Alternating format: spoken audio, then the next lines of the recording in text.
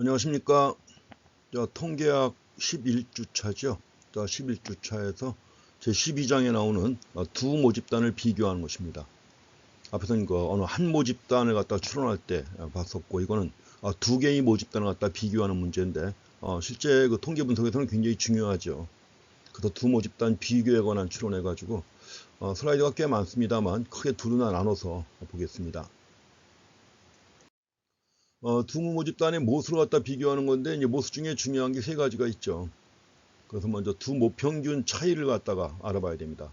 그 두 모평균 차이에 관한 추론이 있는데, 여기서도 두 가지가 있습니다. 표본이 독립표본인 경우하고 짝진 표본인 경우 둘로 나눠서 보겠습니다.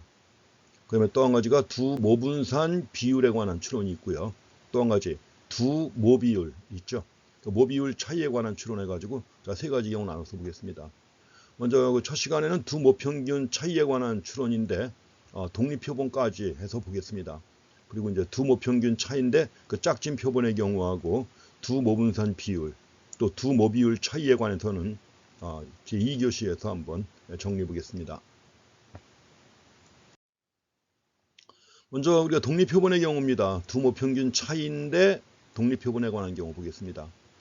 그래서 우리가 두 모평균 차이를 갖다가 하는 거 굉장히 중요하죠. 두 개의 집단이 있는데 차이를 갖다 비교하는 겁니다.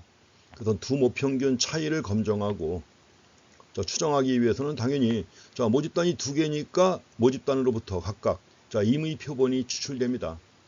그래서 이렇게 추출된 표본들은 두 개의 표본을 갖다 추출했지만 두 모집단으로부터 표본을 추출했지만 표본들이 서로 영향을 받지 않고 또 주지도 않는 겁니다. 영향을 주고받지 않는 이런 경우, 이런 걸 우리가 독립표본이라고 합니다. 그래서 각 모집단으로부터 임의 표본이 추출됐습니다. 모집단 1과 모집단 2가 있습니다. 모집단 1에서 표본 1이 나오는데 크기는 N1입니다. 모집단 2에서 샘플 2가 나오는데 샘플 2의 크기는 N2입니다. 그럼 각각의 모수가 있죠. 모집단 1의 모수는 이제 넘버링을 합니다. 1과 2 해야 되기 때문에 모집단 1의 모수는 μ1 그리고 시그마 스퀘어 1이 있습니다.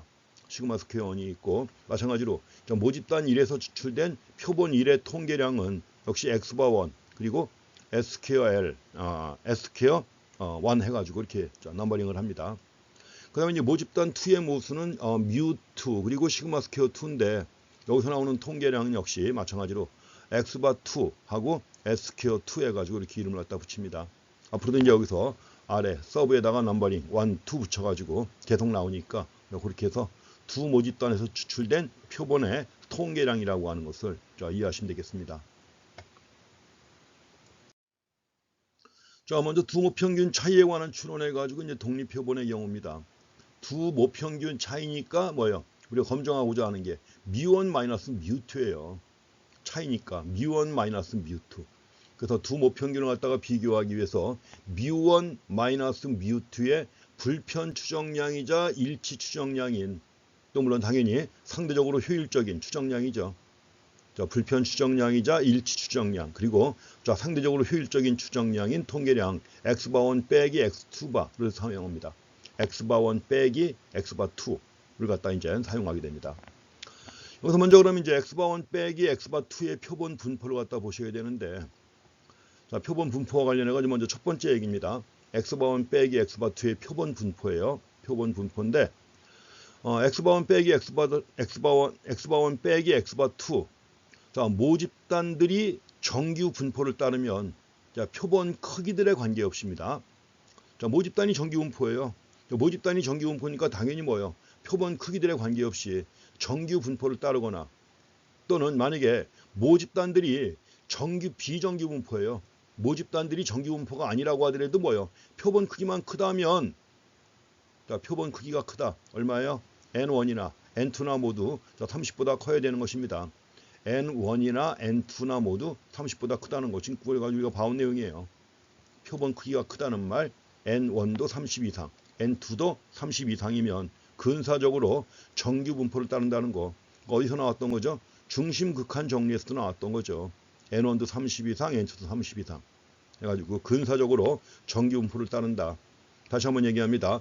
모집단들이 정규 분포를 따르면 표본 크기에 관계없이 정규 분포를 따른다.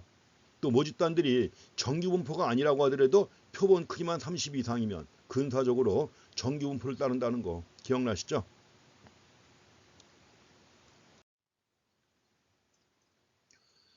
자, 다음에 그 두 번째인데, 두 번째로 보실 내용은 먼저 x1, x바1 빼기 x바2의 기대치입니다. 뭐 기대치는 당연히 뭘까요? 모평균 차이죠. 뮤1 빼기 뮤2가 되는 것입니다. 그 다음에 x바1 빼기 x바2의 분산은 뭘까요? 분산은 두 개를 더한 겁니다. 이거 주의하셔야 돼요. 분산은 n1분의 시그마 스퀘어 1 더하기 n2분의 시그마 스퀘어 2가 됩니다. 그래서 x바1 빼기 x바2의 분산 해가지고 이렇게 나오니까 특히 이 분산 잘 확인하시기 바랍니다. 이 분산 잘 확인하시고요. 분산이 이렇다면 당연히 표준 편차는 루트죠. 제곱근. 그래서 표준 편차는 루트 n1분의 시그마 스퀘어 1 더하기 n2분의 시그마 스퀘어 2가 되겠습니다. 표준 편차는 이렇다는 거. 자, 기대치는 뮤1 마이너스 뮤2입니다. 이거 좀 확인하시고요. 자, 이제 그 x바1 빼기 x바2에 대한 추론을 위해서 사용되는 검정 통계량. 여기서 이제 뭘 사용할까요? G 통계량을 사용해야죠. 여기서도 G 통계량을 사용해야 되는데 우리가 앞에서 봤던 G 통계량은 어떻죠? G 통계량은 x바 마이너스 뮤 나누기 뭐예요? 루트 n분의 시그마였죠. 자, 루트 n분의 시그마 이렇게 나왔던 건데 여기서도 이제 그렇게 해야 되는 거고요. 똑같은 겁니다. 자, x바 마이너스 뮤였는데 여기서 이제 x바가 뭐가 들어가야 돼요? x바1 빼기 x바2가 들어가야 되는 거죠. 마이너스 뮤인데 뮤가 아니라 뮤1 마이너스 뮤2가 들어가야 되는 거죠. 자, 루트 n분의 시그마입니다. 루트 n분의 시그마인데 이제 뭐예요? 자, 두 개를 더한 값이니까 루트, 자, 표준 편차입니다. x바1 빼기 x바2의 표준 편차. 그러니까 루트 n1분의 시그마 스퀘어 1 더하기 n2분의 시그마 스퀘어 2입니다. 뭐 조금 약간 이제 뭐 두 개를 비교하는 거니까 변수가 좀 더 들어가서 좀 복잡한 것처럼 보여도 똑같은 원리입니다. 검정 통계량, 여기서도 자 G 통계량 이용합니다. 당연히 G 통계량이니까 당연히 뭐예요? 자, 표준 정규 분포 또는 근사적으로 표준 정규 분포를 따릅니다. 표준 정규 분포 또는 근사적으로 표준 정규 분포를 따른다는 거 확인하시면 되겠습니다. 자, 그럼 이제 두 모평균 차이에 관한 추론과 관련해서 좀 전에 우리가 현실에서 모분산이 알려져 있지 않다는 거죠. 루트 n분의 시그마 스퀘어 1 루트 n분의 시그마 스퀘어 1 더하기 루트 n분의 시그마 스퀘어 2의 제곱근인데 현실에서는 모분산이 알려져 있지 않잖아요. 문제는 이 문제가 이거죠. 그래서 현실에서 모분산은 알려져 있지 않다. 그렇기 때문에 지금 앞에서 정의한 G 통계량은 현실적으로 사용할 수 있어요? 없어요? 없습니다. 그래서 여기 지금 시그마 스퀘어 1 알려져 있지 않습니다. 여기는 시그마 스퀘어 1 알려져 있지 않고 당연히 시그마 스퀘어 2도 알려져 있지 않단 말이에요. 모른단 말이에요. 이거를. 그러니까 모르니까는 당연히 뭐예요? 뭘 사용할까요? 이걸 모르면 당연히 S 스퀘어 1 그리고 S 스퀘어 2를 사용해야 되겠죠.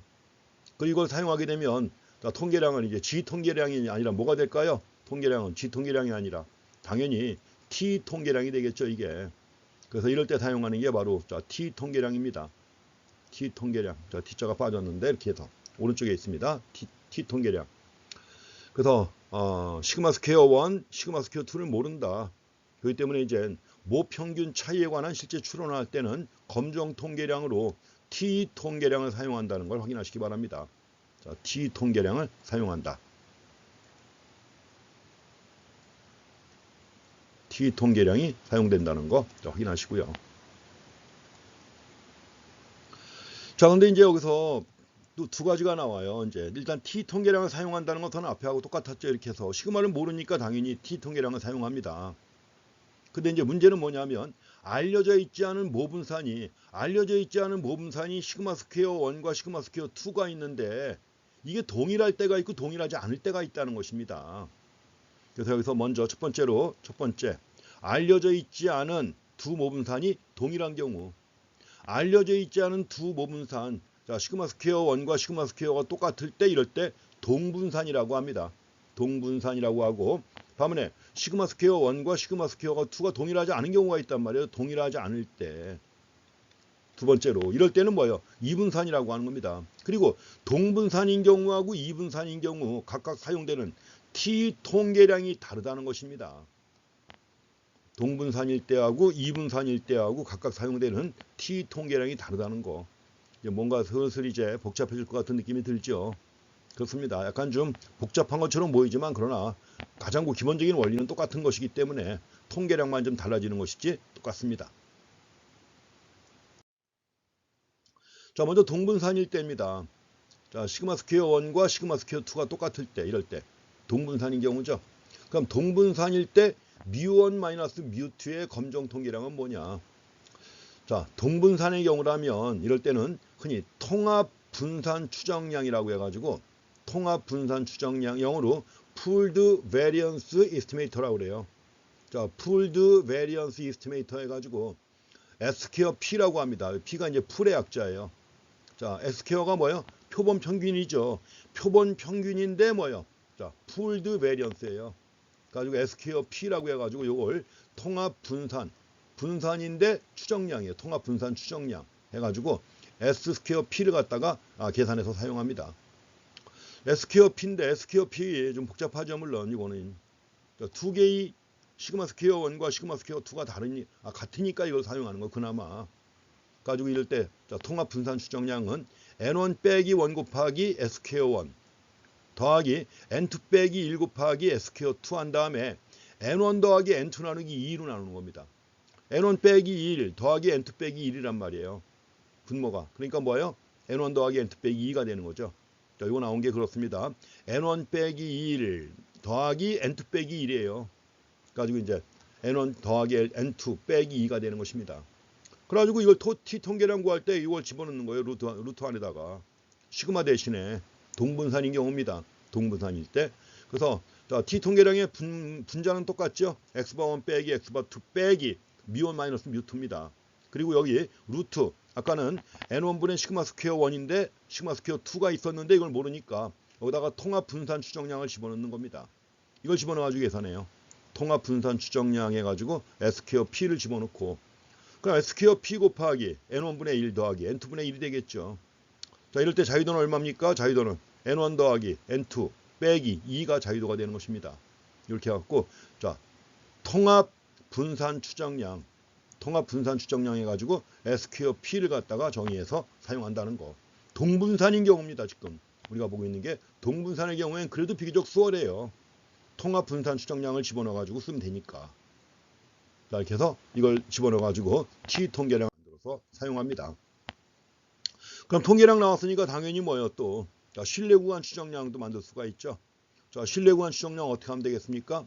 자, 뮤1, 뮤2에 대한 신뢰 구간 추정량을 구합니다. 신뢰 구간 추정량은 기본적으로 X바1 마이너스 X바2 플러스 마이너스 T 서브 2분의 알파 앞에서 하고 똑같죠. 플러스 마이너스 T 서브 2분의 알파 곱하기 앞에서는 뭐였어? 루트 n분의 시그마였는데 이제 루트 n분의 시그마 대신에 루트 안에 들어가 있는 걸 바꾼 거죠. 자, 통합 불편 추정량 S퀘어 P 곱하기 N1분의 1 더하기 N2분의 1 하는 겁니다. 자유도 이렇고요. 자유도 누는 N1 더하기 N2-2다. 이게 바로 신뢰 구간 추정량이에요. 그래서 마이너스 하게 되면 신뢰 하한이고 플러스 하게 되면 신뢰 상한이 되는 거죠.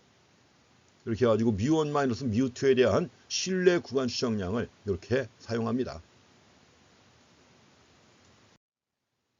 자, 이게 이분산인 경우인데 이분산인 경우에는 당연히 약간 더 복잡하겠죠. 그렇죠? 물론 복잡합니다. 그래서 이분산의 경우 이럴 때 뮤1 마이너스 뮤2의 검정 통계량인데 자, 모분산들이 다를 때 그래서 이분산인 경우 뮤1 마이너스 뮤2의 검정 통계량은 다음과 같습니다. 그러니까 여기다가 뭐예요? 시그마 스퀘어 1하고 시그마 스퀘어 2 대신에 그냥 표본 분산을 집어넣으면 되는 거예요. 그냥 N1분의 S퀘어 1 N2분의 S퀘어 2를 갖다 집어넣습니다. 이거 갖고 하면 되는 거예요. 이거는. 근데 자유도가 장난이 아닙니다. 자유도가 복잡합니다. 그래서 이렇게 해갖고 자유도가 매우 복잡해요. 뭐 그냥 자유도가 복잡하다는 것만 확인하셔야 이거 지금 뭐 읽어볼 필요 있습니까? 없죠. 그래서 이분산일 때 검정 통계량 오히려 검정 통계량은 더 단순한 것처럼 보이죠. 통합 불편 추정량보다 그냥 S퀘어 1, S퀘어 2 집어넣으면 되는 거니까. 근데 자유도가 이만큼 장난이 아니라는 걸 아셔야 돼요. 자, 이 경우 또 마찬가지로 검정 통계량 해가지고 T 통계량 구했으니까 또 뭐 신뢰 구간 추정량도 구해봐야죠. 자, 신뢰 구간 추정량도 마찬가지입니다. 그냥 시그마 스퀘어 1 또 시그마 스퀘어 2 대신에 S퀘어 1, S퀘어 2 집어넣으면 되는 거죠. x바 마이너스 x바 1 빼기 x바 2. 자, 플러스 마이너스 t 서분이 2분의 알파 곱하기 루트 n1분의 sq1 더하기 n2분의 sq2가 됩니다. 자유들은 역시 똑같고요. 이렇게 해서 자유도 있고요. 이렇게 해가지고 자, 검정 통계량 t 통계량과 신뢰 구간 추정량을 갖다 구했고 이걸 가지고 계산하면 됩니다. 그래서 두 모평균 차이에 대한 추론을 자, 지금 우리가 본 것은 자, 독립표본의 경우입니다. 독립표본의 경우 이런 식으로 이제 우리가 할 수 있다는 것입니다. 그럼 이제 자, 검정 통계량을 어떤 걸 사용할 것인가 지금 나왔으니까 그렇죠. 검정 통계량을 어떤 걸 사용할 것인가 이거 정확하게 정의하고 지나가야 됩니다. 지금 동분산 검정 통계량 또는 이분산 검정 통계량 두 가지를 봤는데 이 중에서 어느 것을 사용해야 하느냐 하는 문제죠. 어느 것을 사용할 것인가. 이럴 때 자, 모분산들이 다르다는 증거가 불충분해요. 다르다는 증거가 불충분합니다. 이럴 때는 동분산 T검정을 사용합니다. 다르다는 증거가 불충분할 때 이럴 때는 동분산 T검정을 사용합니다. 반면에 모분산들이 다르다는 증거가 충분해요. 다르다는 증거가 충분하다. 이럴 때는 당연히 뭐예요? 이분산 T검정이 선호가 되는 것이죠.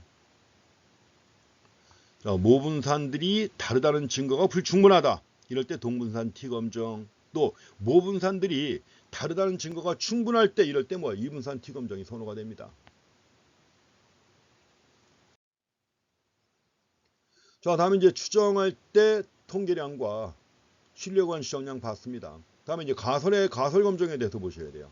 두 모분산 비율에 대한 가설 검정입니다. 자, 지금 우리가 동분산 또는 이분산을 결정하기 위해서 동분산 또는 이분산을 갖다 결정해야 돼요. 무슨 얘기냐 하면 좀 전에 우리가 봤죠. 만약에 동분산에 가깝다면 확실한 증거가 충분하다 그러면 당연히 동분산 통계량을 써야 되고 이분산인 경우는 반대로 해야 되는데 문제는 동분산인지 이분산인지 이걸 결정을 해야 될 거 아니에요. 데이터가 주어지면 처음에 분석을 하기 전에 동분산인지 이분산인지 증거가 충분한지 안 충분한지 알아야 될 거 아닙니까? 뭘 해야 돼요? 가설 검정을 먼저 해야죠. 그래서 자, 동분산이냐 이분산이냐 하는 거 이걸 결정을 해야 돼요. 먼저 이걸 결정을 해야 되기 때문에 결정해야 하기 때문에 두 모분산 비율에 대한 가설 검정이 두 모평균 차이에 관한 추론을 하기 전에 먼저 해야 되는 겁니다. 이거를 먼저 해야 돼요. 자, 두 모분산 비율에 대한 가설 검정이 먼저 시행돼야 한다. 그럼 이제 두 모분산 같으냐 다르냐 하는 거 아니에요? 같으냐 다르냐 이것이기 때문에 두 모분산 비율에 관한 가설 검정을 할 때 가설은 어떻게 하느냐? 가설은 자, 먼저 대립가설입니다. 대립가설은 뭐죠? 자, 시그마 스퀘어 2분의 시그마 스퀘어 1이 1과 다르다는 거예요. 자, 시그마 스퀘어 2분의 시그마 스퀘어 1이 1과 다르다. 그럼 당연히 귀무가설은 1이라고 하는 것이 귀무가설이죠. 그럼 이런 경우 두 모분산 비율에 대한 추론을 갖다 위해서 사용하는 검정 통계량은 뭘까요? 검정 통계량은 당연히 자, 표본에서 얻어진 s퀘어 2분의 s퀘어 1이 검정 통계량이죠. 그리고 이제 분자의 자유도는 n1-1이고 분모의 자유도는 n2-1이 되겠죠. 인 F분포에 F분포를 따릅니다. 그래서 두 모분산 비율에 대한 추론을 위해서 사용되는 검정 통계량은 s퀘어 2분의 s퀘어 1이에요. 이게 검정 통계량입니다. 자, 분자의 자유도는 당연히 S1이니까 N1-1이고 분모의 자유도는 S2니까 N2-1인데 뭐예요? F분포를 따른다는 겁니다. 가지고 이걸 가지고 가설 검정을 먼저 해야 합니다.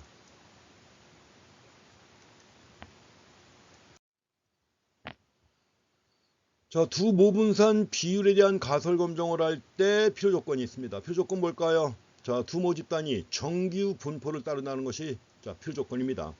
두 모집단이 정규 분포를 따른다. 자, 기본적으로 필요 조건이고, 그럼 이제 두 모분산 비율에 대한 가설 검정인데, 자, 시그마 스퀘어 2분의 시그마 스퀘어 1이 1이 아니라고 하는 것이 대립가설 아니에요. 1이 아니다. 그러니까 당연히 가설 검정할 때 뭐가 해야 돼요? 양측 검정이죠. 양측 검정을 해야 되고, 이때 양측 검정의 기각력이 얼마냐? 양측 검정의 기각력은, 자, F값이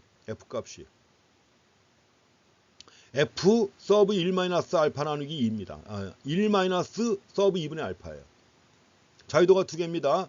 누1, 누2가 있습니다. 그래서 F 서브 1-2분의 알파보다 F가 작거나 또는 F 서브 2분의 알파, 자유도는 누1, 누2인데 이거보다 F가 크거나 둘 중에 하나죠. 이게 둘 다 각 기각력이에요. F 서브 1-2분의 알파보다 작거나 또는 F 서브 2분의 알파보다 크거나 하는 게 기각력이에요. 근데 여기서 한 가지 주의할 게 있습니다. 이거 아셔야 되죠. F 서브 1-2분의 알파 나와 있죠. F 서브 1-2분의 알파는 뭐예요? F 2분의 알파분의 1입니다. 이렇게 되는 거죠. 자, F 서브 1-2분의 알파, 이 값은 F 2분의 알파분의 1과 같습니다. 이것도 알고 지나가셔야 돼요. 굉장히 유용하게 써먹는 거죠. 이게 아주 유용하게 써먹는 이런 관계입니다. 이것하고 같은 것이다 하는 거 확인하고 지나가셔야 되겠습니다.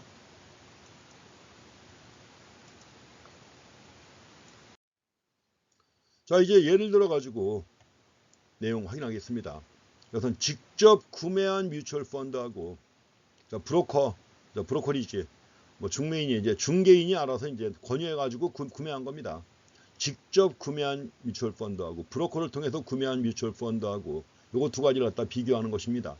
여기에 대한 연습 문제입니다.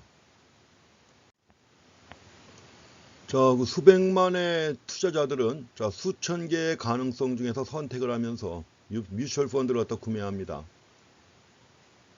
자, 일부 펀드는 은행이나 기타 금융기관으로부터 직접 구매할 수도 있죠. 지금 뭐 어지간한 금융기관들에서는 그 방카슈랑스라고 해가지고 뭐 은행 예적금 만드는 게 아니라 여러 가지 또 다양한 금융상품들을 판매합니다. 그래서 은행 또는 기타 금융기관으로부터 직접 구매할 수도 있고, 또 어떤 다른 펀드 같은 경우엔 중개 서비스를 제공하고 수수료를 부과하는 브로커들을 통해서 구매돼야 하는 겁니다. 그럼 이때 당연히 직접 구매하는 게 더 바람직하냐, 브로커를 통해서 상담을 해가지고 구매하는 게 바람직하냐는 거죠. 투자 성과에 관한 내용입니다. 그래서 이제 질문 제기하는 게 그겁니다. 브로커를 통해서 뮤추얼 펀드를 구매하는 것보다 직접 구매하는 것에 의해서 더 좋은 투자 성과를 얻을 수 있는가 하는 것입니다. 여기서 뭐라고 얘기할 수는 없죠.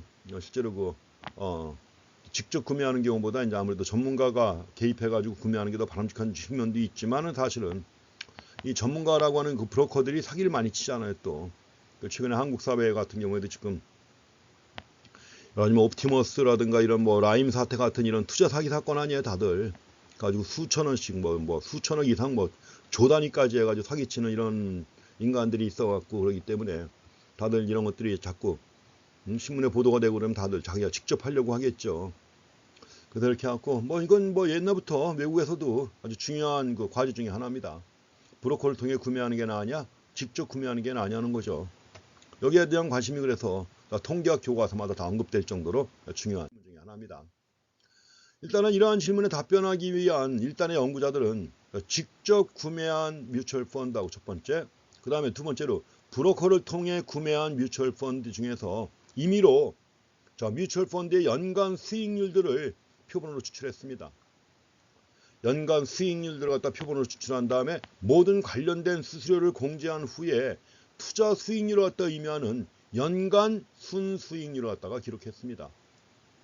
자, 연간 순수익률 책에도 나와 있고요. 물론 이제 그 사이트에서 볼 수가 있습니다. 그럼 이 경우 이제 5% 이후 수준에서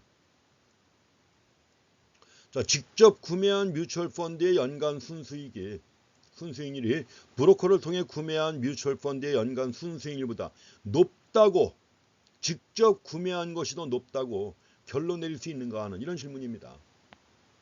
직접 구매한 것이 연간 순수익률이 더 높다고 결론 내릴 수 있는가, 이런 질문입니다.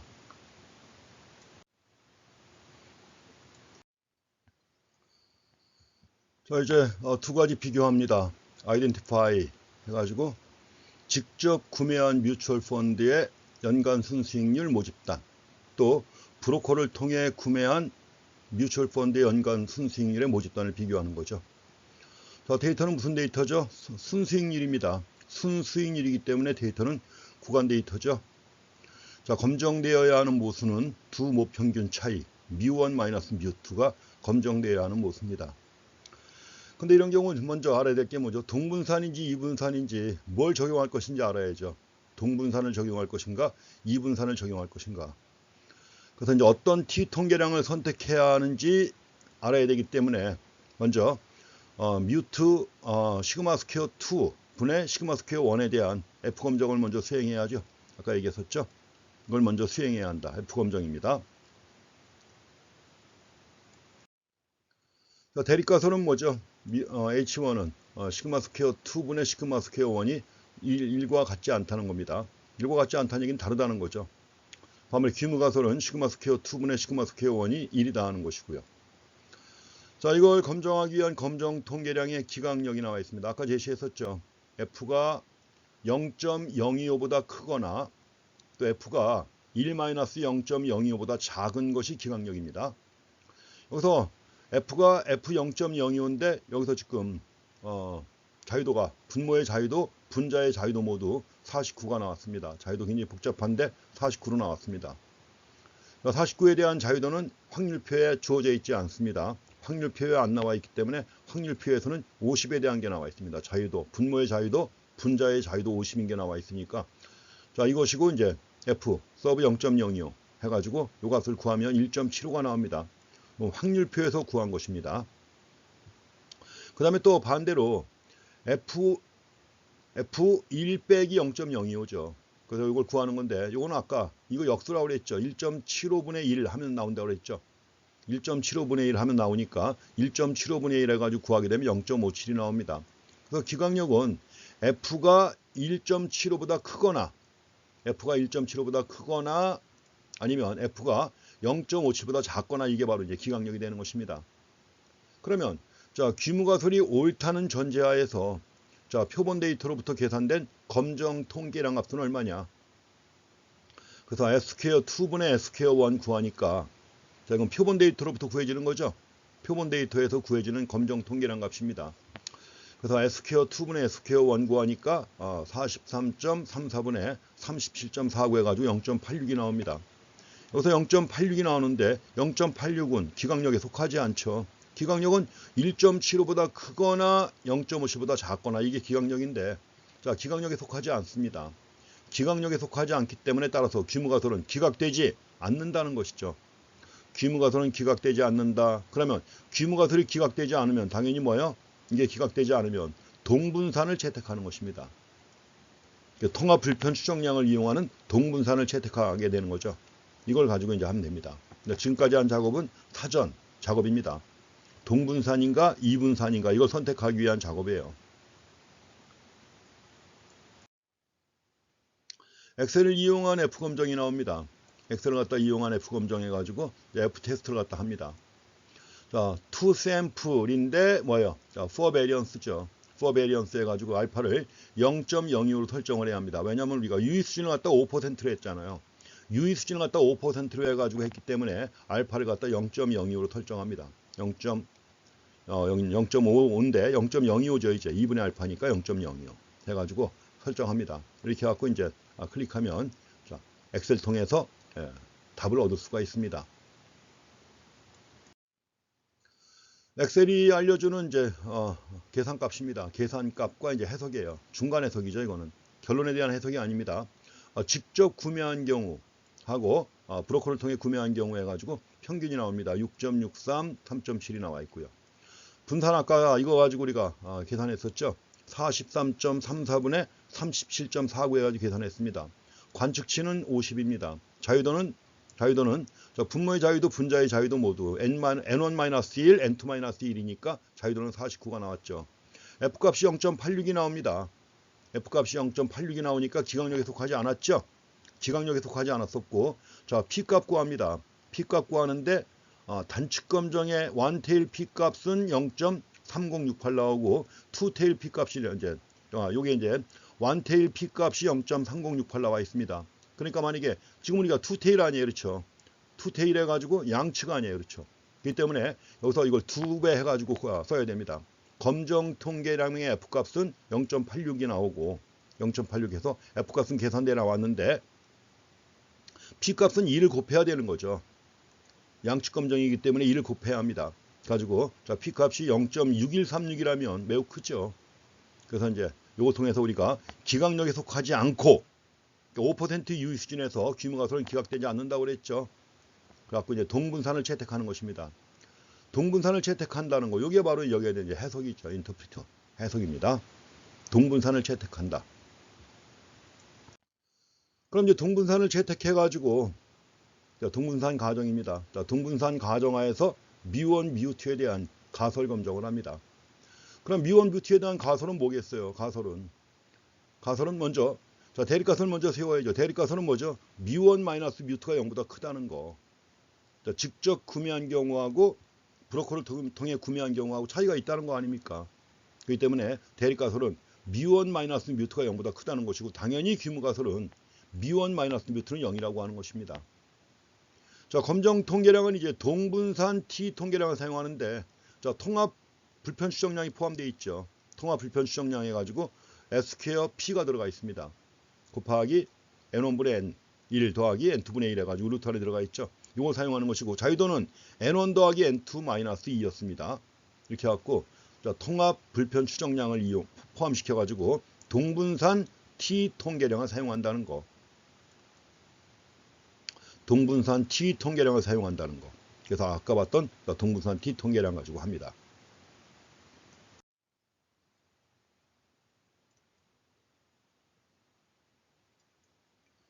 자, 기각력을 설정해야죠. 기각력은 뭐죠? 기각력은 여기 T 서브 알파입니다. 자유도가 있고요.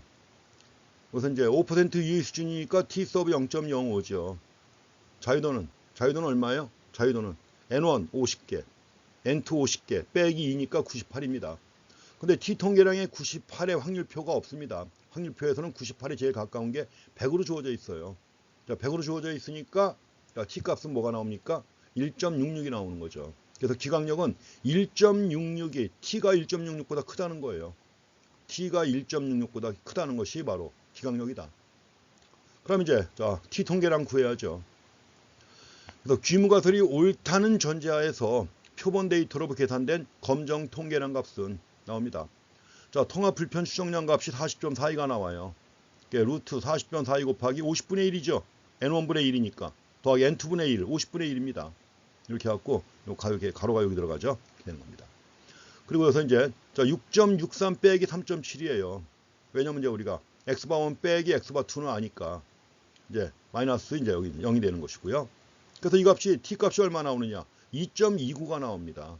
2.29. 자, 지금 기각력이 뭐예요? T가 1.66보다 크다는 거죠. T가 1.66보다 크다는 건데 T 통계량 값이 얼마가 나와요? 2.29가 나왔잖아요. 기각력에 속하죠.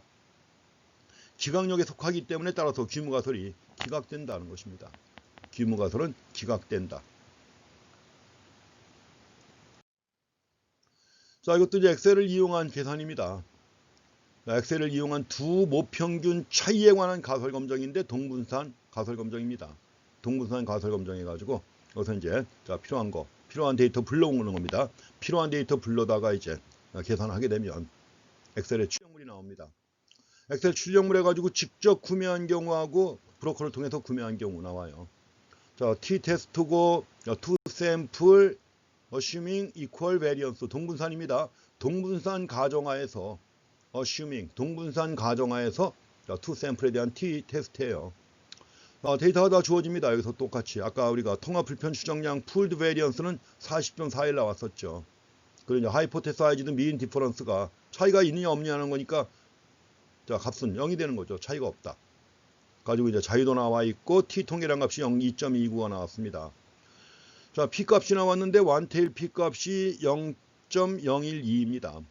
그러니까 투테일 P 값은 당연히 뭐예요? 곱하기 2하면 0.0243이 되는 것이죠.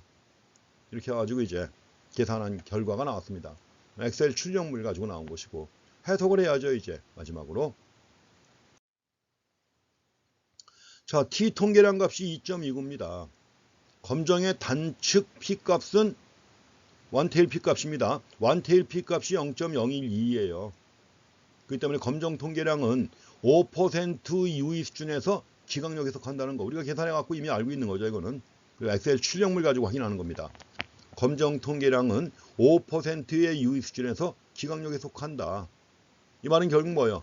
직접 구매한 뮤추얼 펀드의 연간 평균 순수익률이 브로커를 통해 구매한 연간 순수익률보다 더 크다는 충분한 증거가 존재한다고 결론 내리는 거죠.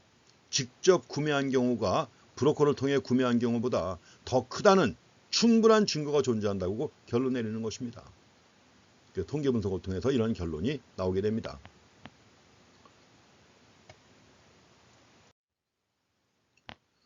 자, 이제 동분산 가정하에서 봤는데 동분산 가정하에서 두 모평균 차이에 대한 신뢰 구간 추정을 해보겠습니다. 앞에서 우리가 신뢰 구간 추정량을 제시했었죠. 자, 신뢰 구간 추정량을 제시했었는데 자, 동분산 가정하에서 두 모평균 차이에 관한 신뢰 구간 추정량 앞에서 나왔던 겁니다. x바 1 빼기 x바 2 플러스 마이너스 t 서브 2분의 알파에 자유도 표시하고요. 루트 자, 통합 불편 추정량이 들어갑니다. s퀘어 p죠. 곱하기 n1분의 1 더하기 n2분의 1입니다. 자, 이제 두 모평균 차이에 관한 95% 신뢰 구간의 추정치는 직접 계산할 수도 있고 좀 전에 나왔던 엑셀 출력물 통해서 알 수도 있죠. 직접 계산할 수도 있고 그 다음에 엑셀 통해서 계산한 그 출력물 통해서 계산할 수도 있습니다. 그래서 신뢰 구간 추정량을 갖다가 구하게 되면 우선 이제 두 모평균 차이에 관한 신뢰 구간 추정량 추정치인데 이제 동분산인 경우죠. 동분산인 경우 해가지고 이 차이가 이제 나왔습니다. 엑셀 출력물이에요. 엑셀 출력물 해가지고 이 쪽이 나왔습니다. Confidence Interval Estimate에 여기 나와 있죠. Confidence Interval Estimate 해가지고 신뢰 구간 추정량입니다. 자, 신뢰 구간 추정량 구했더니 2.91 플러스 마이너스 2.52가 나와요. 2.91 플러스 마이너스 2.52. 그럼 이걸 어떻게 해석하면 되겠습니다. 그래서 신뢰 하는 0.38이고요. 이걸 가지고 구하니까 신뢰 하는 0.38, 신뢰 상하는 더했을 때, 두 개 더했을 때 어떻게 돼요? 5.43이 되는 것이죠. 그래서 여기서 직접 구매한 뮤추얼 펀드의 연간 수익률, 브로커를 통해 구매한 연간 수익률의 차이가 0.38%포인트와 신뢰 상한 5.43%포인트 사이라고 추정하는 겁니다. 이렇게 추정한다. 엑셀 출력물도 그렇게 해석하면 되는 것이고요. 연간 수익률의 차이가 0.38%포인트 또 5.43%포인트 사이라고 추정하는 것입니다. 자, 이렇게 해가지고 동분산인 경우 해가지고 이제 이렇게 해서 살펴봤습니다. 독립표본인 경우 사례면서 동분산인 경우 봤습니다. 자, 또 하나의 예제가 나오는데 이것도 한번 간단하게 확인해 보겠습니다. 자, 가족경영 기업의 새로운 CEO 효과입니다. 가족경영 기업인데 새로운 CEO를 영입했다 이런 겁니다. 그래서 만약에 사장의 아들이나 딸이 CEO가 될 때 가족경영 기업에 어떤 일이 발생하느냐, 또 새로운 사장이 소유주의 자녀일 때 가족경영 기업이 더 잘 되는가, 아니면 외부인 전문 경영인을 영입한 거죠. 전문 경영인을 영입해가지고 CEO가 될 때 더 잘 되는가 하는 것입니다. 그것도 뭐 예전부터 큰 관심거리 중에 하나입니다. 지금 뭐 미국 같은 경우에는 뭐 아직도 뭐 대부분의 경우가 다 전문 경영인 체제죠. 그래서 과거에 기업을 창업한 창업자가 있었지만 창업자의 자손이 기업을 계속 이어받고 있는 경우 거의 없습니다. 물론 유럽은 또 여전히 창업자의 그 직계가 많이 경영하고 있고 일본도 마찬가지죠. 한국은 뭐 말할 필요도 없고요. 그래서 이런 데 대한 관심이 예전부터 학자들에 의해서 많이 관심이 있었던 겁니다. 그래갖고 다양한 연구 결과가 많이 나와 있고 이와 관련해 가지고 우리도 연습 문제가 거기서 한 가지 나왔던 사례 가지고 나온 건데 뭐 어느 기업이라고는 안 나옵니다만은 자, 연구자들이 1994년과 2002년 사이 임의로 140개 기업을 선택했습니다. 140개 기업을 선택했는데 이 중에서 30%는 자녀가 소유권을 갖다 물려받았어요. 나머지 70%는 전문 경영인을 CEO로 영입한 것입니다. 이렇게 해갖고 이제 얻은 데이터가 140개인데 그 중에 30개는 자녀가 CEO가 됐고 나머지 70%를 갖다가 전문 경영인을 영입한 경우입니다. 그럼 이제 각 기업에 대해서 자, 새로운 CEO가 취임하기 이전하고 취임한 이후에 비교해야죠. 이후. 자, 새로운 CEO가 취임하기 이전하고 이후에 연도별 영업이익률을 갖다 비교하는 거예요. 영업이익률. 자, 총 자산에 대한 영업이익을 따지는 겁니다. 총 자산에 대한 영업이익률. 흔히 갖다 우리가 ROA라고 하는 거죠. Return on Asset 해가지고 ROA를 갖다가 계산한 것입니다. 가지고 영업이익률 변화를 갖다 기록한 것이 자, 사이트에 나와 있고요. 그럼 이 데이터를 가지고 자녀가 CEO가 되는 경우하고 전문 경영자가 CEO가 되는 경우의 효과와 다르다고 추론할 수 있느냐 하는 것이죠. 다르다고 추론할 수 있는가? 이런 문제입니다. 물론 이제 여기서 자녀한테 물려주는 경우에도 경영 수업은 충분히 많이 시키는 경우가 많습니다. 외국은 뭐 한국 같은 경우 뭐 30대 초반에 뭐 전무이사가 된다든가 등등 해가지고 실질적인 경영 책임을 주는 이런 경우 별로 없습니다.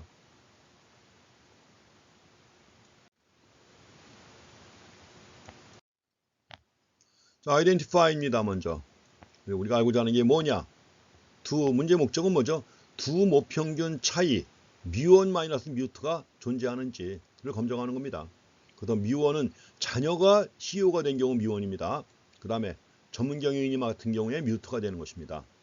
자, 데이터는 당연히 수익률이니까 이익률 아니에요. 이익률이기 때문에 데이터는 구간 데이터입니다. 검증돼야 하는 모수는 모평균 차이 뮤1 마이너스 뮤2예요. 여기서도 먼저 할 일이 뭘까요? 동분산인지 이분산인지 판단해가지고 어떤 통계량을 선택할 것인가 하는 거 알아야 되는 것이죠. 그래서 뮤1, 뮤2에 대한 가설 검증을 해야 되는데 그 전에 먼저 어떤 T 통계량을 선택할 것인지 알아야 됩니다. 그렇기 때문에 먼저 자, 시그마 스퀘어 2분의 시그마 스퀘어 1에 대한 뭐예요? F 검증을 해야죠. 똑같이. 자, 대립가설입니다. 아까하고 똑같습니다. H1은 자, 시그마 스퀘어 2분의 시그마 스퀘어 1이 1과 다르다는 것이고 귀무가설은 1이라고 하는 것이 귀무가설입니다. 이걸 검증하기 위한 검증 통계량의 기각력도 아까 똑같습니다. 그래서 F가 F0.025보다 크거나 여기서 F0.025 해가지고 이제 41, 97 나와 있습니다. 이렇게 해가지고 이제 계산했더니 1.64가 나와요. 그러니까 F가 1.64보다 크다는 것이 기각력입니다. F가 1.64보다 크다는 거. 또 한 가지 1 빼기 0.025보다 작다는 건데 계산하니까 1 빼기 0.025 하게 되면 1.64분의 1이죠. 아까도 얘기했지만 1.64분의 1이니까 1.64분의 1 해가지고 계산하면 약간 좀 잘못 나왔는데 0.57입니다. 그래서 기각력은 F가 1.64보다 크거나 아니면 0.57보다 작거나 하는 게 기각력입니다. 그럼 귀무가설이 옳다는 전제하에서 표본 데이터로부터 계산된 검정 통계량 값 F인데 뭐예요? 스퀘어 2분의 스퀘어 1이죠. 계산하니까 0.47이 나옵니다. 0.47이 기각력에 속한다. 자, 기각력에 속하니까 당연히 뭐예요? 귀무가설은 기각되는 것이죠. 귀무가설이 기각되고 귀무가설이 기각되면 뭘 채택하는 거예요? 이분산을 채택하는 것입니다. 앞에서 봤던 직접 거래하는 경우하고 브로커 통하는 경우에는 동분산이었죠. 그래서 동분산의 사례를 본 것이고 여기서는 이분산을 채택해서 이분산을 전제로 하는 검정을 보겠습니다. 여기서도 일단 엑셀을 이용한 F 검정 똑같이 나왔었는데 일단 알파를 갖다 0.025로 설정하는 거니까 2분의 알파니까 이제 여기서 0.05로 해가지고 일단 데이터를 갖다 입력을 했습니다. 데이터를 갖다 입력했고 데이터를 갖다 입력해가지고 나온 결과를 보니까 일단 업스프링 하고 아웃사이더예요. 자녀한테 물려준 경우하고 그 다음에 외부 전문가 영입한 경우입니다. 자, 평균 구하고 베리언스 구하고 관측치 42, 98 나와 있고 자유도는 N1-1, N2-1이니까 자유도 나왔죠. F값 계산하니까 0.47이 나왔습니다. 좀 전에 계산했던 거죠. F47. 가지고 해서 원테일 P값 보니까 0.0040이에요. 0040 아주 작죠. 그래서 검정 통계량의 F값이 0.47 P값인데 이제 양측 검정의 P값 구하니까 0.0040 2배 해봤자 0.0080이에요. 그래서 결과 5% 유의 수준에서 귀무가설은 기각됐습니다. 기각됐고 따라서 이분산을 채택했습니다. 이렇게 해서 엑셀 출력물 가지고 이제 얻은 결과 가지고 일단 이분산을 채택해 가지고 이분산을 전제해 가지고 차이점다가 확인해 봅니다. 그럼 이제 우리가 알아야 될 게 뭐죠? 알아야 될 게 자, 이분산 가정입니다. 이분산 가정하에서 뮤1 마이너스 뮤2에 대한 가설 검정을 하는 게 우리가 할 일입니다. 자, 뮤1 마이너스 뮤2에 대한 가설은 대립가설입니다. 먼저 자, 뮤1 마이너스 뮤2 여기서는 차이가 있는가 없는가 하는 것만 알고자 하는 거예요. 그래서 뮤1 마이너스 뮤2가 0이 아니다 하는 것이 대립가설이고, 따라서 귀무가설은 뮤1 마이너스 뮤2가 0이다 하는 겁니다. 0이다. 0이라면 결국 뭐예요? 차이가 없다는 거죠. 자, 검정 통계량은 이분산 t 통계량을 사용합니다. 이분산 t 통계량 해가지고 분모에 루트 n1분의 s²1 n2분의 s²2입니다. 자유도가 아주 뭐 놀랄 정도로 복잡합니다. 근데 이거는 뭐 어차피 자유도 같은 건 엑셀이 다 계산해 줍니다. 자, 기각력 구합니다. 기각력은 t 값이 마이너스 t 0.025보다 작다는 건데, 자, 마이너스 0.025 구하니까 이 값이 마이너스 1.982가 나옵니다. 이렇게 하는 것이고, 그 다음에 또 한 가지 이제 t 값이 이거보다 작다는 것이죠. 작다는 것 또는 t 값이 1.982보다 크다는 것입니다. t 값이 1.982보다 크다는 거, 이 앞이 좀 빠져 있는데 이렇게 되는 것입니다. 그럼 이제 귀무가설이 옳다는 전제하에서 표본 데이터로부터 계산된 검정 통계량 값이 나오는데, 검정 통계량 값은 얼마가 나오느냐? 마이너스 3.2가 나옵니다. 자, 마이너스 1.982보다 작거나 1.982보다 큰 게 기각력인데, 자, 마이너스 1.982보다 작은 게 기각력인데, 기각력에 속하죠. 자, 기각력에 속하니까 귀무가설이 기각된다. 귀무가설이 기각된다. 나왔습니다. 자, 지금 우리가 본 걸 갖다가 이제 엑셀 가지고 계산하는 건데, 일단 데이터 입력하고 알파 0.05 입력해가지고 이제 계산시키면 엑셀이 출력물을 내보냅니다. 그래서 나온 게 엑셀 출력물이 이렇게 나옵니다. 오프스프링하고 아웃사이더 해갖고 나왔습니다. 자, mean variance observation까지 해서 나와 있고, hypothesized mean difference인데 얼마예요? 0이죠. 이거는 차이가 있냐 없냐니까 0입니다. 자유도 나왔고 t 통계량 값이 마이너스 3.2가 나와요. 그리고 자, p 값이 0.0008입니다. 양측을 하더라도 0.0017이에요. 자, 계산한 결과 나왔으니까 이거 가지고 이제 해석을 합니다. 자, t 통계량 값이 마이너스 3.2이다. 검정의 p 값이 0.0034다. 곱하기 2한 겁니다. 0.0034다. 그럼 검정 통계량은 5% 유의 수준에서 어디? 기각력에 속하는 것이죠. 아까 우리가 계산한 것처럼 마이너스 1.982보다 작은 게 기각력이에요. 마이너스 1.982보다 작은 게 기각력이니까 마이너스 3.2니까 마이너스. 당연히 기각력에 속하는 것이죠. 기각력에 속한다 그래서 귀무가설은 기각한 거죠. 자, 소유주 자녀가 CEO가 되는 경우하고 외부인이 CEO가 되는 경우 영업이익률 평균 변화가 다르다는 충분한 증거가 존재한다고 결론 내리는 거죠. 귀무가설을 기각했습니다. 귀무가설을 기각했기 때문에 다르다는, 자, 지금 0.0034예요. 0.0034라면 뭐예요? 충분한 증거죠. 충분한 증거가 존재한다고 결론 내립니다.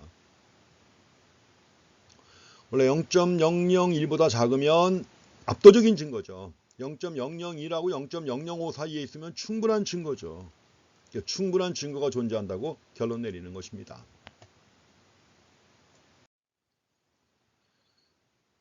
자, 신뢰구간 추정량 또 한번 구해봐야죠. 지금은 이제 t 통계량 구해가지고 이제 결론 내렸고, 그 다음에 또 신뢰구간 추정량도 구해봐야 합니다.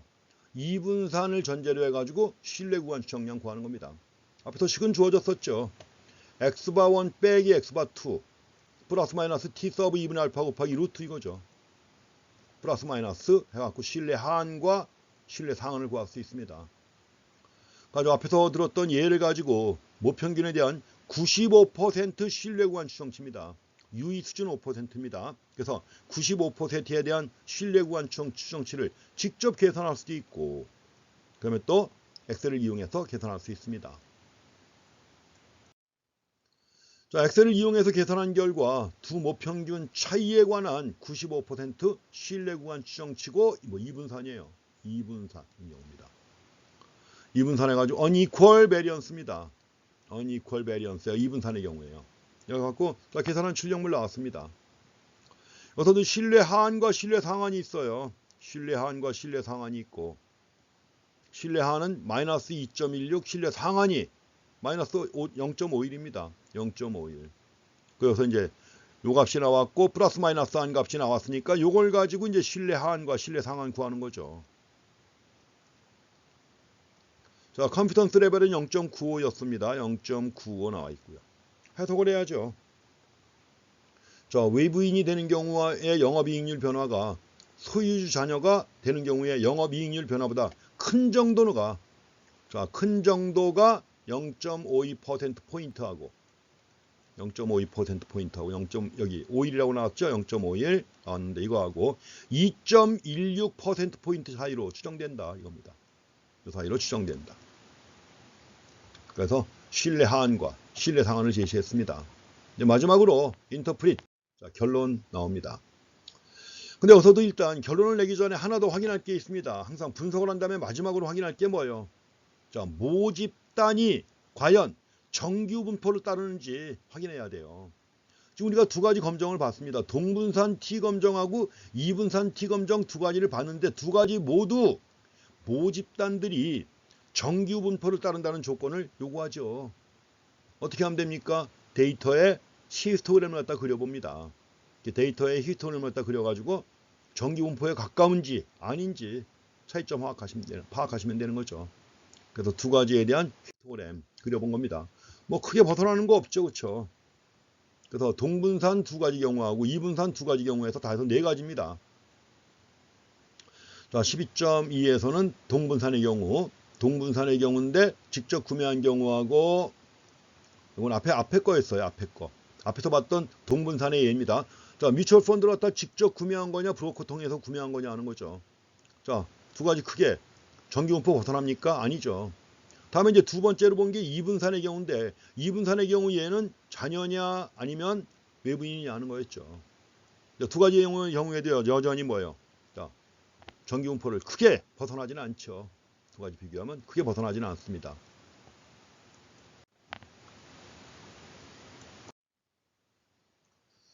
자, 필요조건의 위배라고 해서 나와 있습니다. 필요조건의 위배. 자, 지금 우리가 모집단이 정규 분포를 따라야 한다는 필요조건이 충족됐다는 걸 확인했는데, 만약에 충족되지 않는 경우라면 어떻게 될 것인가 하는 거죠. 자, 모집단들이 정규 분포를 따라야 한다는 필요조건이 충족되지 않는 경우, 이런 경우입니다. 그래서 여기서 먼저 독립표본의 경우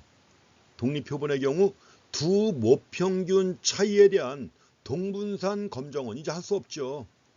왜냐면 모집단이 정규 분포를 따르지 않으니까 충족되지 않는 경우 아니에요. 모집단이 정규 분포를 따르지 않는다면 앞에서 했던 두 모평균 차이에 대한 동분산 검정 할 수 있어요, 없어요? 없죠. 이제는 이건 해봤자 의미가 없어요.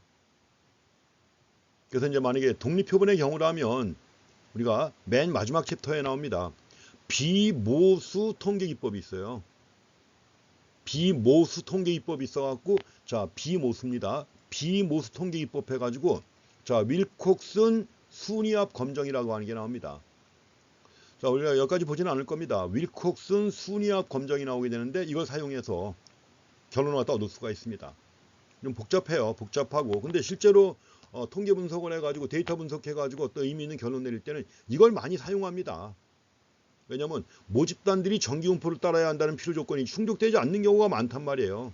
또 설사 충족된다고 하더라도 이걸 많이 해봅니다. 윌콕슨 순위합 검정. 그래서 여러 가지 가능한 검정 방법을 다 이용해가지고 결론에 대한 정확한 확인을 받고자 하는 거예요. 그래서 모집단들이 정규 분포를 따르는 경우에 동분산 검정을 했으면서도 또 뭐예요? 그거 외에 또 추가로 윌콕슨 순위합 검정을 또 함께 합니다. 가지고 나온 두 가지 결론이 일치하면 정확한 것이죠. 어쨌든 간에 여기서는 이제 필요 조건이 충족되지 않을 때 동분산 검정 대신에 비모수 통계기법 중에 하나인 윌콕슨 순위합 검정을 사용할 수 있다. 자, 윌콕슨 순위합 검정, 영어로 윌콕슨 랭크 썸 테스트라고 합니다. 근데 만약에 반면에 모집단들이 극단적으로 비정기분포를 따른다. 이럴 때 어떻게 할 것이냐는 거죠. 만약에 모집단들이 극단적으로 비정기분포를 따르는 경우, 지멋대로인 경우에요. 뭐 봉우리가 2개거나 3개거나 막 이런 경우 있죠. 이런 경우 독립표본의 경우 두 모집단 차이에 관한 이분산 검정에 대한, 자, 이건 동분산 검정이니까 그나마 해결책이 있었단 말이에요. 자, 동분산 검정이기 때문에 그만큼 윌콕슨 순위합 검정이라는 해결책이 있었단 말이죠. 근데 만약에 이분산 검정 같은 경우 있죠. 이분산 검정의 경우에는 대체 수단 없습니다. 아무것도 알 수 없어요. 분석 못해요. 이럴 때는. 자, 모집단들이 극단적으로 비정기분포를 따를 때 두 모평균 차이에 대한 이분산 검정 방법이 없다 하는 겁니다. 동분산 검정일 때는 그나마 밀콕슨 순위합 검정을 통해서 결론을 갖다 내릴 수 있지만 이분산 검정인 경우에는 대체 수단이 없습니다. 통계학적으로 분석할 수 없어요. 이 점도 하나 명확하게 확인하고 지나가시기 바랍니다.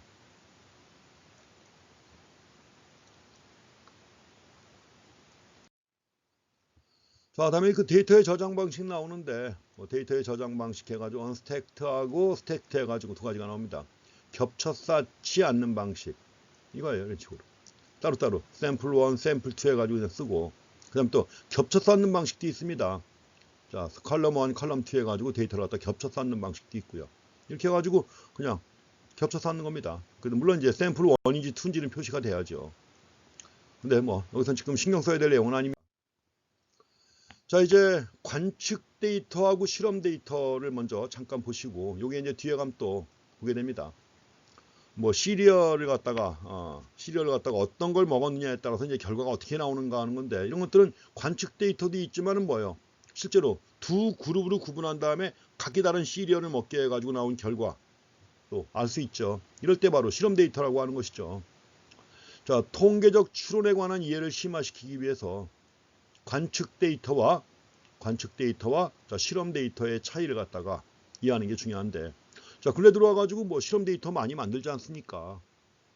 그래서 우리가 분석 대상을 두 그룹으로 구분한 다음에 어떤 특정한 상황을 부여했고, 특정한 상황하에서 어떻게 반응을 하는지, 이런 걸 이제 분석하는 게 바로 경제학에서도 실험 경제학이란 말이에요. 그 실험 경제학이고, 이걸 통해서 우리가 지금까지 행동 경제학에서 언급하는 여러 가지 결론들이 다 이걸 통해서 나온 겁니다. 그래서 먼저 예제 12.3 이걸 통해서 관측 데이터하고, 자, 예제 12.3을 통해서 관측 데이터하고 실험 데이터의 차이를 갖다가 이해해야 되고, 각각 어떤 문제가 있는가 하는 것도 아셔야 돼요. 실험 데이터라고 하더라도 이게 다 의미가 있는 거냐? 그렇지 않습니다. 그래서 두 가지의 차이를 먼저 보고 지나가겠습니다.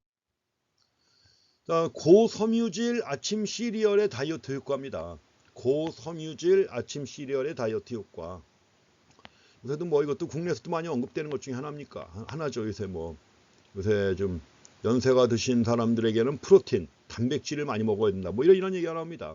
단백질을 많이 먹어야 된다 해가지고 요새 나오는 여러 가지 음료 중에 프로틴이라는 말이 들어간 게 꽤 많아요.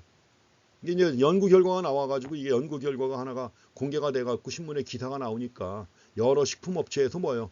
프로틴이라는 말을 집어넣어가지고 이제 또 점점 더 고령화 인구가 많아지는데 유혹하는 거죠. 이거 먹으면 진짜 뭐 근육도 많이 생겨가지고 오래 산다, 건강하게 산다, 뭐 이런 식으로. 여기서도 마찬가지로, 외국에서도 섬유질 옛날에 굉장히 중요시했죠. 고섬유질 아침 시리얼의 다이어트 효과. 아무튼 과학자들이 제시하는 게 그거 아니에요. 자, 고섬유질 시리얼을 많이 먹게 되면, 이걸 주로 먹게 되면 여러 가지 형태의 암 발생 가능성을 감소시킨다는 겁니다. 암 발생 가능성을 감소시킨다. 암, 이것도 캔서라고 하죠. 캔서하고 또 비슷한 말 하나 있죠. 캔슬. 그래서 어떤 분이 글을 썼는데, 그 두 가지를 가지고 글을 썼는데 참 의미가 있으면서도 좀 그런 읽은 적이 있습니다. 캔서, 캔슬. 그러나 또 한 과학자가 아침 식사로 고섬유질 시리얼을 먹는 사람들은 먹지 않는 사람들보다 점심 식사에 평균적으로 더 적은 칼로리를 섭취한다, 이런 주장을 합니다. 아침 식사로 고섬유질 시리얼을 먹지 않는 사람들보다 먹는 사람들이 점심을 먹을 때 평균적으로 더 적은 칼로리를 섭취한다, 이런 주장을 합니다. 이게 사실이라면 자, 고섬유질 시리얼 제조회사는 자기 제품을 먹는 다른 하나의 장점으로 잠재적인 체중 감소를 주장할 수가 있겠죠. 왜냐면 이걸 먹기 때문에 점심을 적게 먹는단 말이에요. 이걸 먹기 때문에 점심을 적게 먹는다 그러면 체중이 당연히 감소하겠죠. 이걸 주장할 수가 있겠죠. 그럼 과연 이런 주장이 맞냐 틀리느냐 하는 거죠. 그래서 이와 같은 주장을 예비적으로 검증하기 위해서 150명이 임의로 선택이 됩니다. 가지고 그들이 여기서 첫 번째는 아침 식사와 점심 식사로 무엇을 먹었는지 이걸 물어봤어요.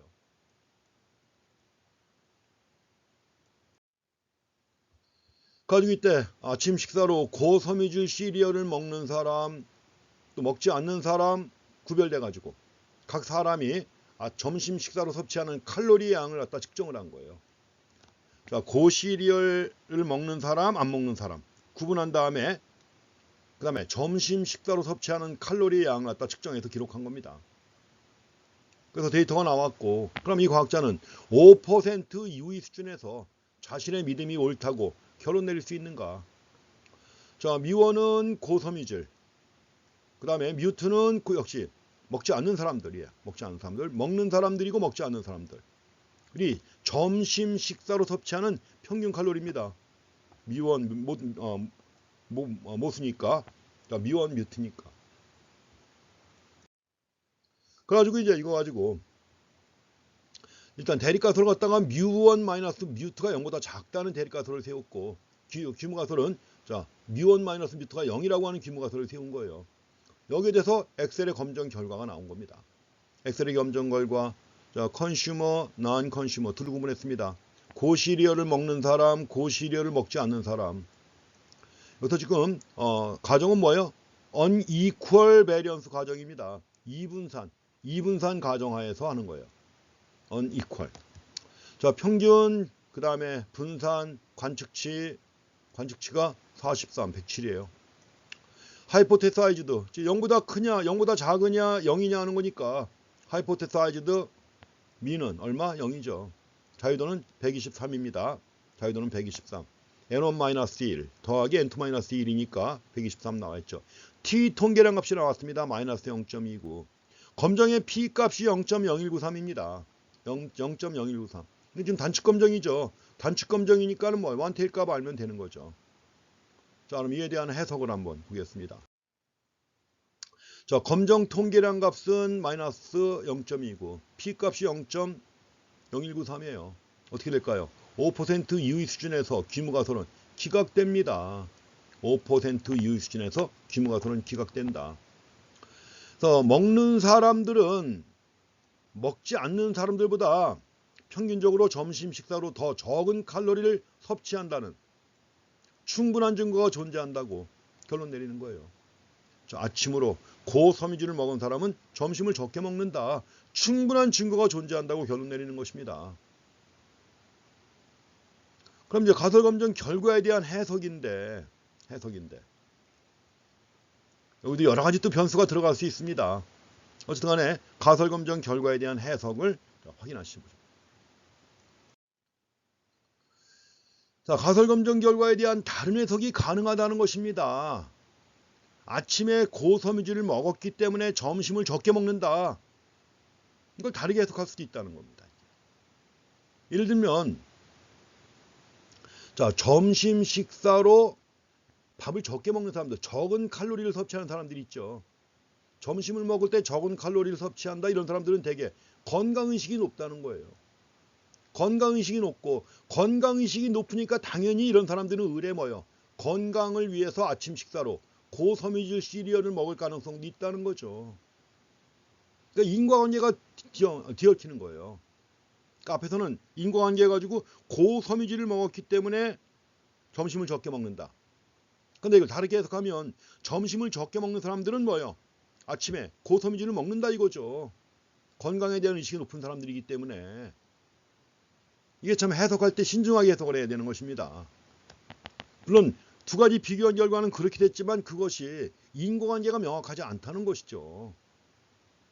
그래서 고섬유질 시리얼 섭취가 반드시 점심을 적게 먹도록 유도한다? 이게 아니라는 거죠. 아닐 수도 있다는 거죠. 그런데 건강에 대한 의식이 더 중요한 역할을 할 수가 있다는 것입니다. 그래서 우리가 관측 데이터에 대한, 지금까지 우리가 관측 데이터 아니에요. 두 그룹으로 다 나눠갖고 물어본 거 아니에요. 물어본 거죠. 질문해갖고 얻은 거죠. 그래서 관측 데이터에 의한 가설검정 결과를 해석할 때는 신중하게 해석할 필요가 있다는 겁니다. 이거 굉장히 중요한 걸 통계 분석할 때 결과 해석하는 게 그만큼 중요한 것입니다. 이런 거 써가지고 논문 발표하게 되면 발표장에서 진짜 다른 의견 가진 사람들한테 뭐 두드려 맞아요. 이런 결과 충분히 나올 수 있죠. 건강의식이 높으니까 당연히 점심 적게 먹고 아침엔 고섬유질 먹는다. 충분히 가능성이 있는 거죠. 실제로 여기 나와 있는 이것도 그런 반론이 굉장히 많이 나왔던 겁니다. 그 통계학에서 예로 제시해 놓은 게, 그래서 제시해 놓은 거예요.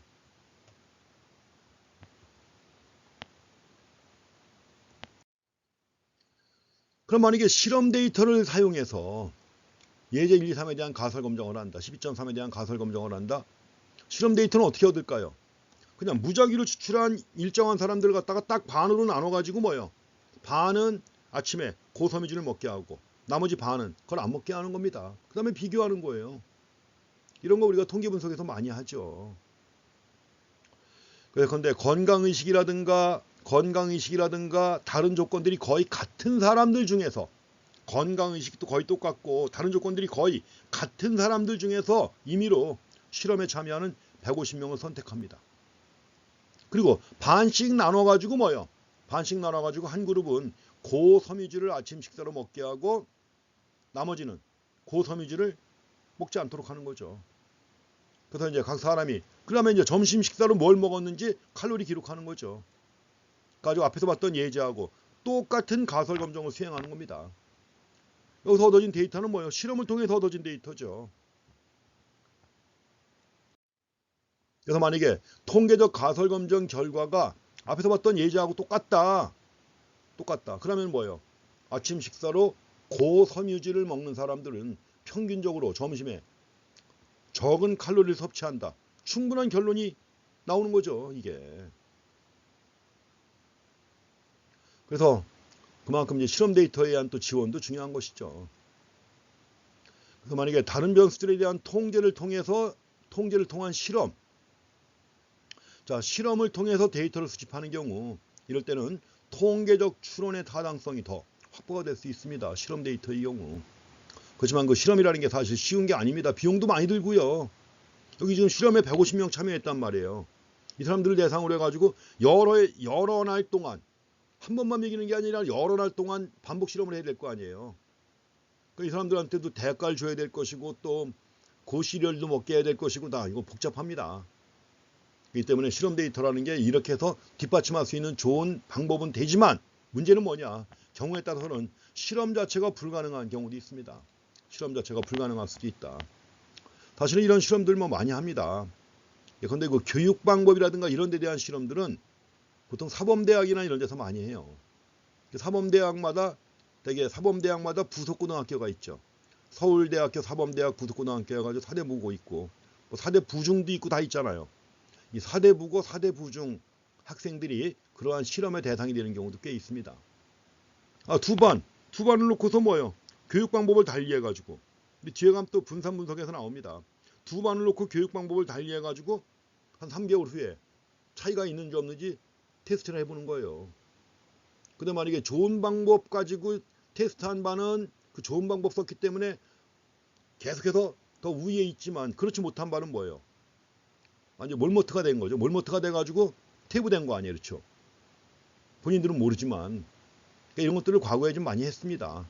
의사 같은 경우에는 아주 엄격하게 규제받기 때문에 마음대로 못하는데 과거에 많이 한 적이 있습니다. 그래서 그만큼 경우에 따라서는 실험 데이터가 그만큼 중요한 것이거든요. 그렇지만 경우에 따라서는 실험 자체가 불가능할 수도 있다는 점은 항상 염두에 두셔야 합니다. 최근에 많이 사용하는 게 그거죠. 말씀드린 것처럼 실험경제학, 그 실험경제학을 통해서 우리가 알고 있는 행동경제학의 여러 가지 새로운 결론들이 그 여러 가지의 유형의 실험을 통해서 얻어진 결론입니다. 그래서 그만큼 이제 그 실험을 통해서 데이터 얻어가지고 논리적인 추론 결과, 그 새로운 이론을 만들어내거나 이런 것들이 최근에 많이 행해지고 있습니다. 그래서 이런 것도 이제 경제학의 새로운 큰 흐름이고 추세 중에 하나이기 때문에 여러분들도 그 새로운 행동 경제학이나 그와 관련된 내용들 한번 좀 관심 있게 보시는 게 좀 큰 도움 될 겁니다. 왜냐하면 어쨌든 간에 전통적으로 인간에 대한 기본 가정이 경제학에서 인정되고 인정되지 않고 있잖아 이제. 그럼 좀 더 현실적인 상황을 갖다가 설명할 수 있는 그런 기반이 돼야 되는데, 그러기 위해서는 이런 그 새로운 결론들도 우리가 늘 관심 있게 보셔야 할 것입니다. 자, 11주차 1교시 좀 시간이 길어졌는데 일단 여기까지 하겠습니다. 여기까지 하고 그 이제 2주차 2교시죠? 2교시 강의가 있는데, 자, 2교시 강의는 잘 모르겠습니다. 제 시간에 올릴지 잘 모르겠는데 어쨌든 간에 11주차에 올립니다. 올리니까 늦게라도 좀 보시고 과제는 통합해서 제출하시면 되겠습니다. 자, 수고했습니다.